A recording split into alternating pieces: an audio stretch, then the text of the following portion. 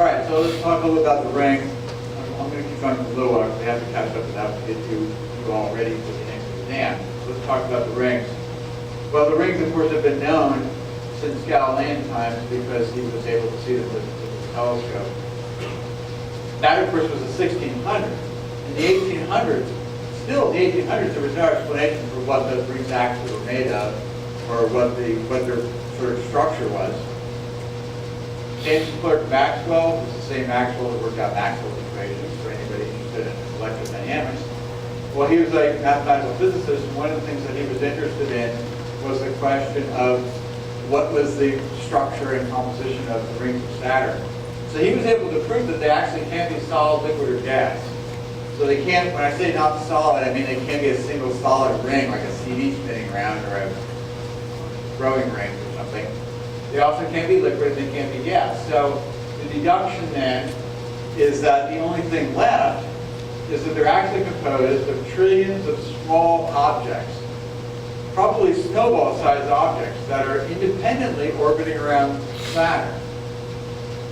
Now, because they're independent objects orbiting around Saturn, of course, it again raises the question, well, why are they in the same plane? Why would they form into a ring structure? You know, if it's not a single solid object, then why would they all be doing this?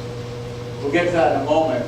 But the idea that we're seeing trillions of small objects orbiting around Saturn was actually confirmed in 1895 when Doppler shift analysis of the particles of the sunlight reflected from the rings actually showed that we were looking at individual particles and not a solid object.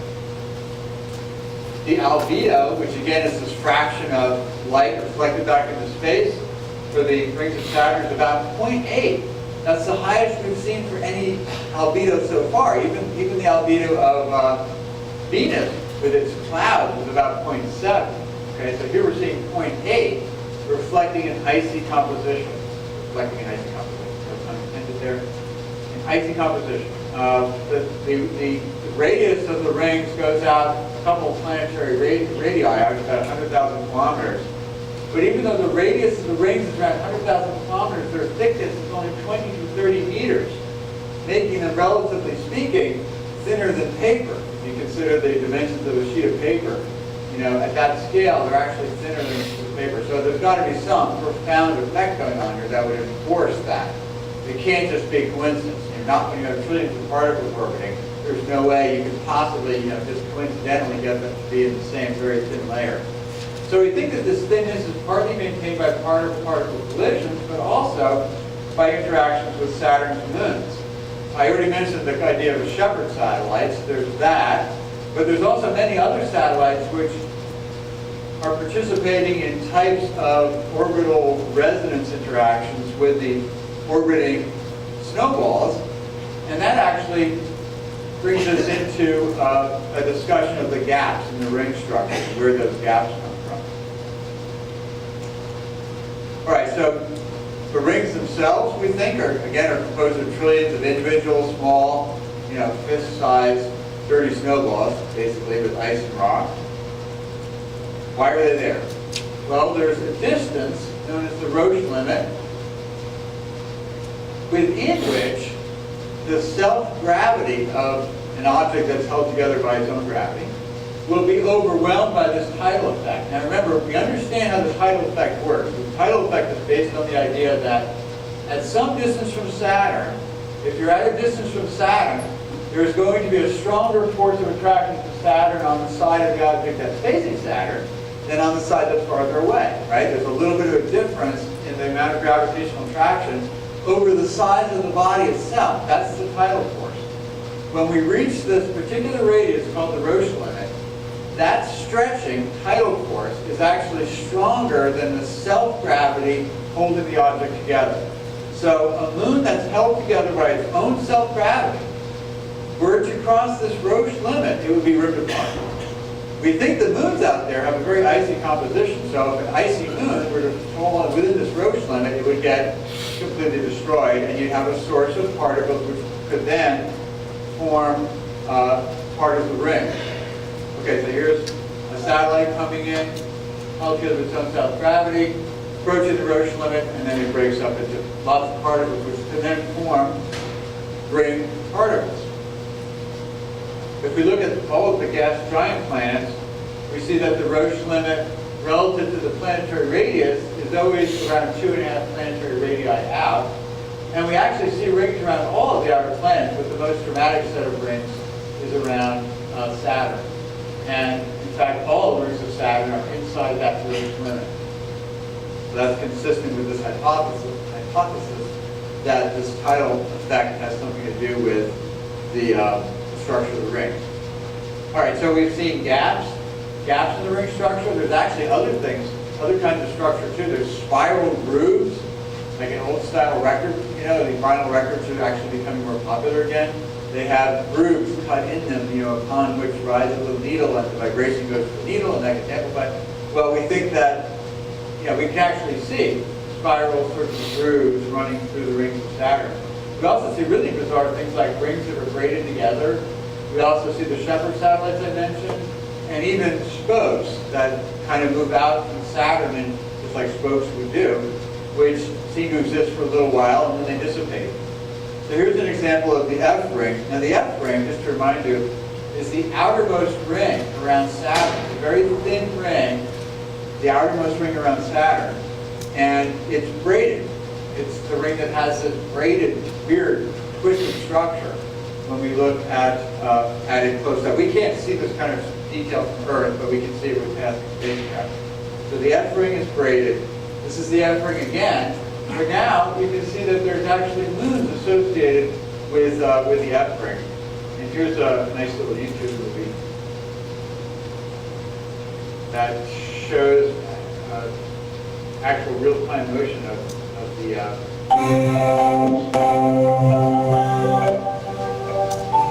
okay. So here we see two of the moons of Pandora and the other one, I can't remember the name of it, Pandora, okay, the outer moon, only 81 kilometers across, much, much smaller than our moon. But notice these ripples that are being excited as the Shepherd satellites move by. So we think that the Shepherd satellites are playing a unique role in keeping the particles in an F ring like that.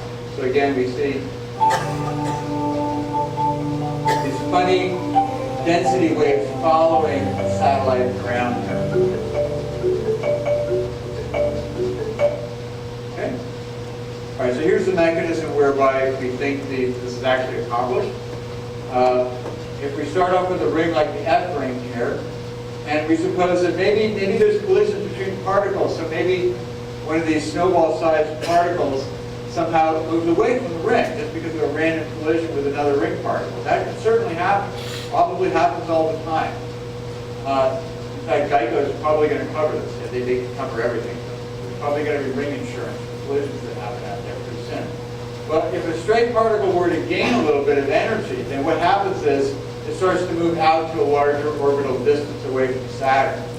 If it does that, it's eventually going to overtake the outer Shepherd satellite.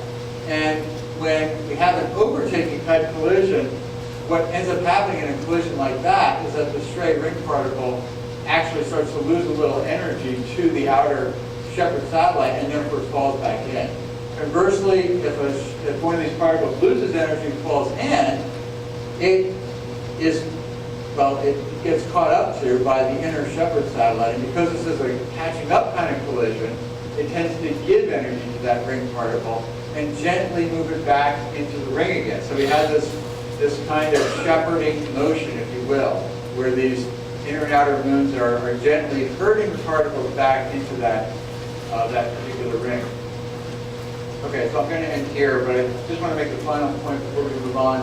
We're going to be a little bit more detailed about this next week. But we see hundreds of gaps in the rings of Saturn. And we think that those gaps are actually due to types of resonances with moons that are orbiting out at larger distances.